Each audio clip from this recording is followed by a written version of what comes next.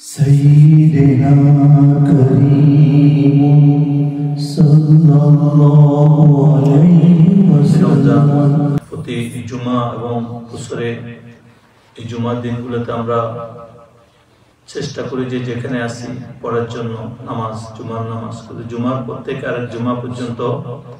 আমাদেরকে চেষ্টা করা উচিত এক জুমা আরেক জুমা পর্যন্ত আমাদের যে সমস্ত আমলগুলা প্রত্যেকটা আমল আমরা করি কিনা নামাজের পরে বা নামাজের আগে একটু বসি আল্লাহর হুকুমগুলো আমরা ঠিকমতো পালন করি কিনা একটু চোখ বন্ধ করি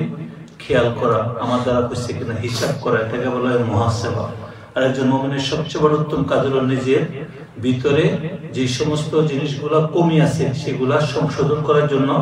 নিজেকে হিসাবের মধ্যে নিয়ে আসা। প্রত্যেক ভালো ব্যবসায়ী, ভালো লোক প্রত্যেকে নিজের কোনো জায়গায় ভুল আছে কিনা